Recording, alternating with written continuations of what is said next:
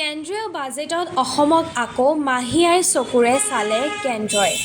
বাজেটত অসমৰ নিবনুৱা সমস্যা সমাধান, চাহ উদ্যোগৰ প্ৰতি অহা ভাবুকি, বানপানী খহনীয়া ৰোধৰ কোনো পদক্ষেপ নাই।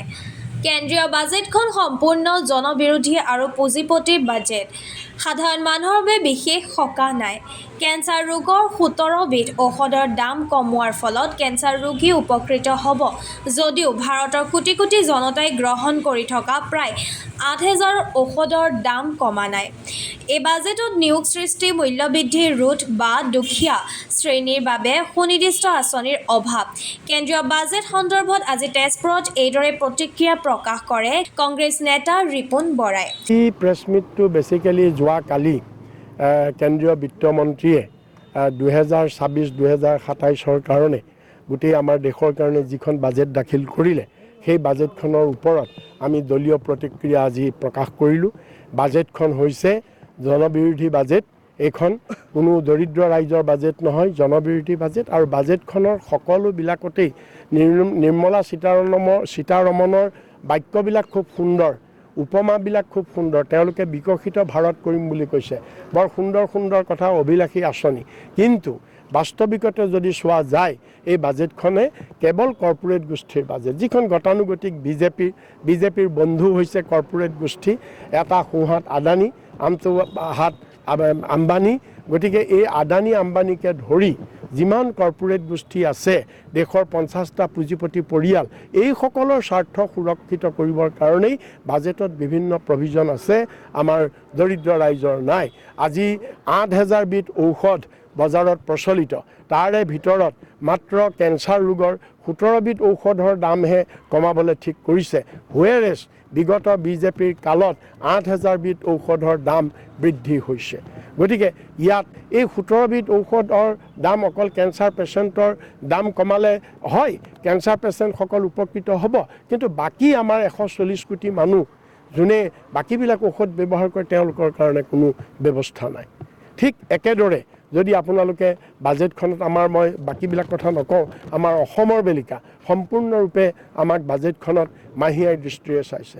আমাৰ যি বানপানী দুৰ্যোগ প্ৰশমন বিভাগত আমি অসমে ২০,০০০ কোটি টকাৰ বাজেট প্ৰস্তাৱ যোৱা ১০টা বছৰত প্ৰলয়ংকাৰী বানপানীয়ে ক্ষয় ক্ষতি কৰাৰ কেন্দ্ৰ চৰকাৰে তাৰ এটা টকাও মোকলাই দিয়া নাই। আৰু দুৰ্যোগ প্ৰশমন বিভাগত অসমে বছৰি পাবলগীয়া টকাৰ পৰাও ২৭,০০০ কোটি টকা আজিলৈকে মোকলাই নিদিলে। বাজেটত কোনো তাৰ উল্লেখ নাইকিয়া। যিবিলাক MSME ক'ভিড কালত যে ৪ কোটি ৪.৫ কোটি MSME বন্ধ হৈ গ'ল, সেইবিলাক পুনৰুজ্জীৱিত কৰিবৰ কাৰণেও বাজেটত কোনো ধৰণৰ ব্যৱস্থা লোৱা নাইকিয়া। অসমৰ বাট পথ, গ্ৰাম্য স্বাস্থ্য, বিজুলী, জলজীৱনৰ পানী, এইবিলাকৰ উন্নয়নৰ কাৰণেও কোনো ধৰণৰ বাজেটত ব্যৱস্থা লোৱা নাইকিয়া। গতিকে এইকাৰণে এইখন এখন অসম বিৰোধী বাজেট, এইখন দৰিদ্ৰ বিৰোধী বাজেট।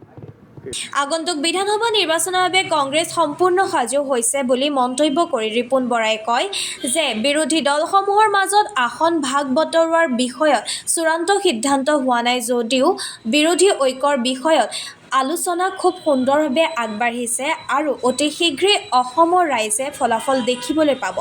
মোৰ বৰচলাত ঠিক মোৰ প্ৰস্তুতিটো এনেকুৱা, মোৰ প্ৰস্তুতি নাই, মোৰ হৈছে দলৰ প্ৰস্তুতি। মোক দলে নিৰ্দেশ দিছে নট অনলি বৰচলা, যিমান দূৰ পাৰি নৰ্থ বেংকৰ আটাইবিলাক সমষ্টিত ঘূৰি পকি দলটো শক্তিশালী কৰিব লাগে। মই সেই কামতেই ঘূৰি আছোঁ। গতিকে আমি দেখিছোঁ যে আমাৰ ৰাইজে যথেষ্ট সঁহাৰি কৰিছে, সকলো ঠাইতে সঁহাৰি দিছে, আৰু আমি ডেফিনেটলি আমি আশাবাদী আৰু আমি কনফিডেণ্ট, আত্মবিশ্বাসী যে ২৬ত ৰাইজে পৰিৱৰ্তন কৰিব। মই প্ৰাৰ্থিত্ব প্ৰত্যাশী আজিৰ তাৰিখলৈকে নহয়। আমাৰ নিচিনা ষ্টেচাৰৰ যিসকল আমি ছিনিয়ৰ মোষ্ট লিডাৰ, আমি নিজে ঠিক কৰিব নোৱাৰোঁ। আমাৰতো হাইকমাণ্ডেহে ঠিক কৰিব।